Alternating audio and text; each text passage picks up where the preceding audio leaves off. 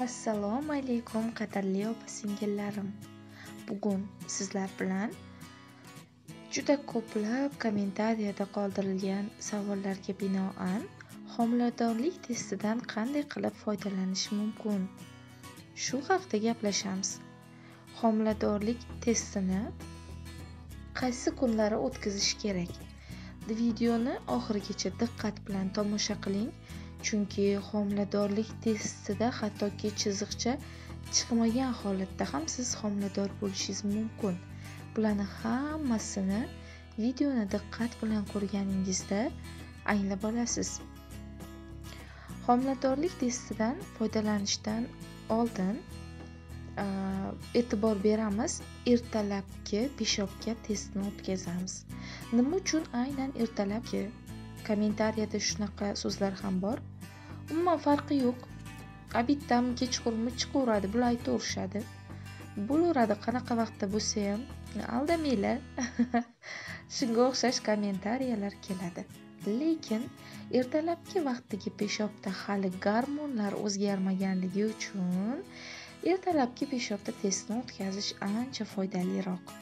Chunki ertalab sizda HCG gormoni yuqori bo'ladi va hali organizmga hech qanday ortiqcha moddalar tushmaganligi uchun gormon miqdori o'zgarmaydi.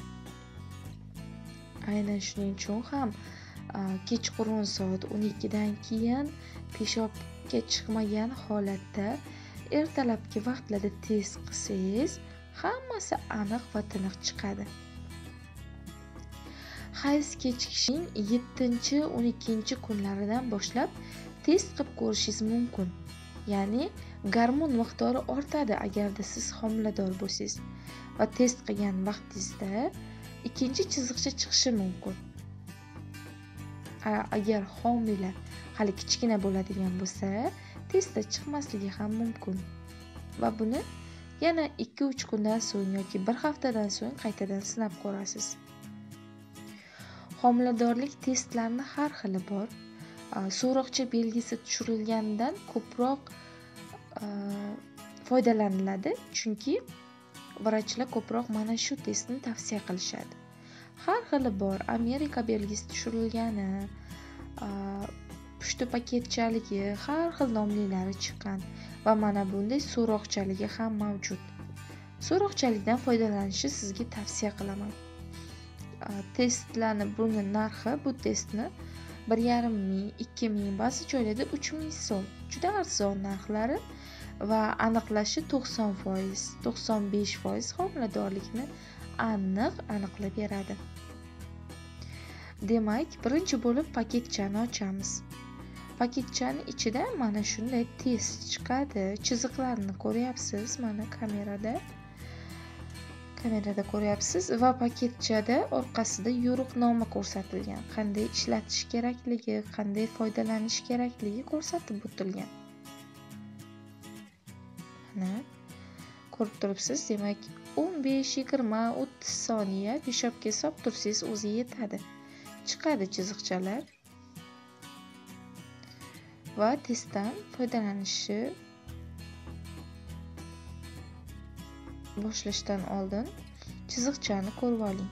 Pastdagi max degan yozuvni tagidagi ko'k chiziqchagacha peshobga botiriladi.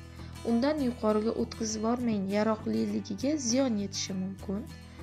O'shaning uchun chiziqchagacha solinadi va biroz vaqt solib turasiz. 15 mi, 20 mi, 30 soniyami, 1 minutmi? Bu unaqa muhim bo'lgan holat, muhim emas unchalik qancha vaqt solinishi. O'zi mana qarasangiz, asta-sekin yuqoriga ko'tarilib boshlaydi. To'liq ko'tarilgandan keyin testni peshobdan olishingiz mumkin. Ungacha ushlab turing. Unaqa kirib ketmasin ichkariga, chiziqdan o'tmasin, yuqoriga e'tibor bering va quruq yuzaga qo'yib qo'ying testni. Agar homila kattaroq bo'lsa, testda chiqishi juda ham oson bo'ladi va eng muhim joyi testni tashlab yubormang. Birorta aniq esda turadigan joyga qo'ying va 5-6 soatdan keyin yoki 1 kundan keyin u testni yana bir marta qarab qo'ying. Chunki ba'zi paytlarda testda bir kundan keyin ham ikkinchi chiziqcha chiqib qolishi mumkin. Ko'pchilik ishlatadida 1 soatda tashlavoradi testni va testda chiqmadi, hayzim kelmayapti deb yuradi ko'pchilik. Testni tashlamang. Tez ko'rib turing. Agar homilador bo'lsangiz, agar juda kichkina bo'lsa homila, testda kechroq chiqishi ham mumkin. Bu eng muhim payt hisoblanadi. Va shuningdek, homiladorlik testining ichida kichkina paketcha chiqadi. U solinmaydi peshobga. Juda ko'pchilik so'ragan buni ham.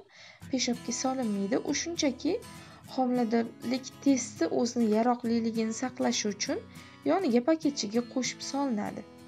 Himoya vazifasini bajaradi. Demak, hamma uchun tushunarli bo'ldi degan umiddaman. Videoga like tugmachasini bosib qo'ying, kanalimizga obuna bo'ling va o'zingizni qiziqtirgan savollarni kommentariyada yozib qoldiring. Biz albatta javob beramiz. Rahmat.